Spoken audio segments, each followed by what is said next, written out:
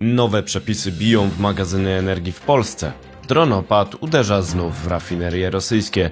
Szczyt BRICS odbywa się bez Xi i Putina, za to z obawą przed gniewem Trumpa. Jest 8 lipca 2025 roku, nazywam się Wojciech Jakubik, a to jest codzienny przegląd informacji sektora energetycznego i paliwowego Energy Drink. Zapraszam.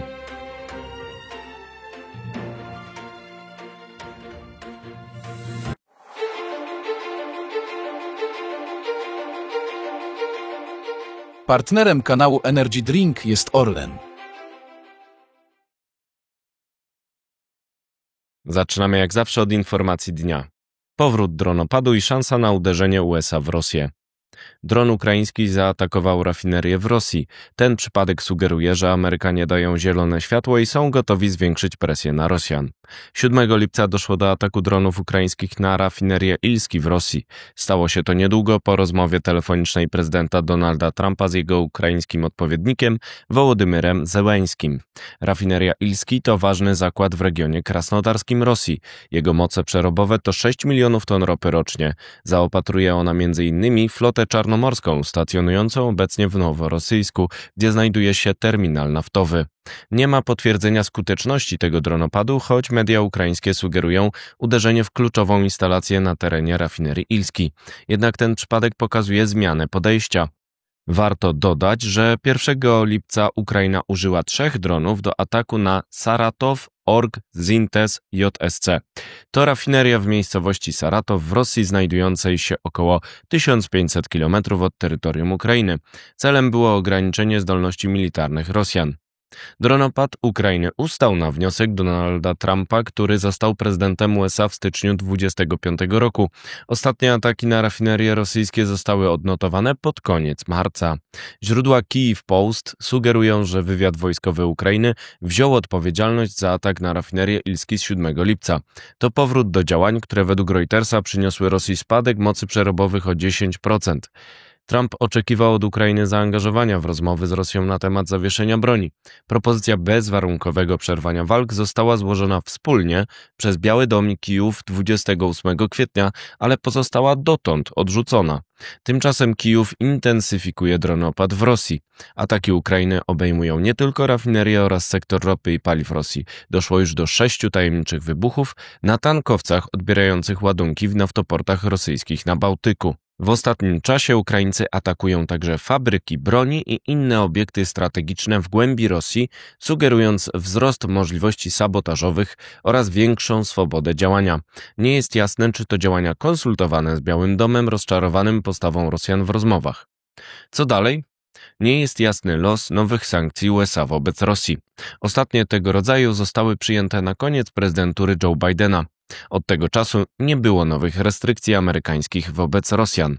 Restrykcje przyjęte z końcem prezydentury Bidena uderzały m.in. we flotę widmo Rosji oraz jej firmy wydobywcze jak Surgut Neftegas czy Gazprom Neft. Prezydent Donald Trump ma do dyspozycji projekt ustawy o nowych sankcjach wobec Rosji przygotowany w Kongresie USA. Zakłada on m.in. cła 500% na dostawy ropy rosyjskiej i ma poparcie większości parlamentarzystów. Według autora ustawy Lindsaya Grahama droga do przyjęcia nowych sankcji wobec Rosji będzie otwarta po podpisaniu przez Trumpa nowelizacji ustawy budżetowej, które nastąpiło 4 lipca. Sam Trump zasygnalizował zmianę podejścia, informując 7 lipca, że przekaże dodatkową broń Ukrainie w celu obrony przed atakami Rosji. To zwrot w stosunku do informacji o decyzji Departamentu Obrony z początku lipca o zawieszeniu takiej pomocy. Nowe sankcje wobec Rosji i dodatkowa pomoc dla Ukrainy w połączeniu z powrotem dronopadu pogorszyłyby sytuację Kremla w obliczu spadku cen ropy, wywołanego wzrostem podaży zakomenderowanym w OPEC Plus przez Arabię Saudyjską, sojusznika USA. Czas na pozostałe wieści na początek z Polski. Pakiet antyblackoutowny ma według Rzeczpospolitej zmierzać m.in. do zakończenia taryfowania cen energii dla gospodarstw domowych. Ceny rynkowe mogą być niższe, a taryfowane nie wymagają zaangażowania odbiorcy. Pozdrawiam autora Bartka Sawickiego. Nowe warunki techniczne budynków przedstawione w rozporządzeniu resortu rozwoju mogą podnieść ceny instalacji magazynów energii o 40 do 60%, a w niektórych przypadkach mogą uniemożliwić ich montaż. Orlen i Northland Power rozpoczęły instalację największych w Europie turbin wiatrowych o mocy 15 MW. W polskiej części Bałtyku stanął pierwszy wiatrak. Gaz-System rozpoczyna niewiążące badanie zapotrzebowania rynku na przepustowości przyrostowe zgodnie z przepisami europejskimi w celu zharmonizowanego udostępniania nowych przepustowości. Teraz wieści z Europy. Zakaz nowych kontraktów gazowych z Rosją od 1 stycznia 2026 roku z programu REPowerEU został umieszczony w cudzysłowie przez prezydencję duńską. To sygnał, że może być ona gotowa na ustępstwa wobec Słowacji i Węgier w tej sprawie. Posiedzenie ambasadorów unijnych z 4 lipca nie przyniosło wycofania weto Słowacji w sprawie nowego pakietu sankcji unijnych zawierającego obniżkę ceny maksymalnej ropy z Rosji z 60 do $45. Bratysława potrzebuje więcej czasu. Tajemnicza eksplozja uszkodziła statek rosyjski Eco Wizard w porcie Ust-Ługa na Bałtyku. To 6. przypadek tego typu w tym roku. Jednak Eco Wizard to chemikaliowiec, a nie część floty widmo, jak w poprzednich incydentach. Jeszcze wieści ze świata. Wywiad wojskowy Ukrainy informuje, że 5 lipca zniszczył gazociąg pod Władywostokiem, zaopatrujący bazę floty pacyficznej w okolicy.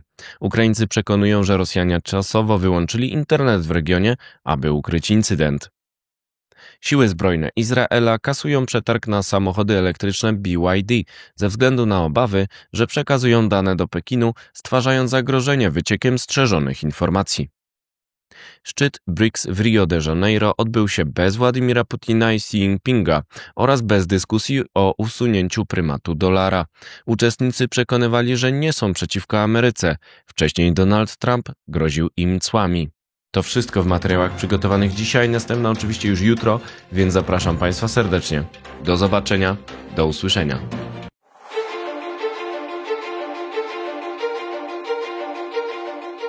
Partnerem kanału Energy Drink jest Orlen.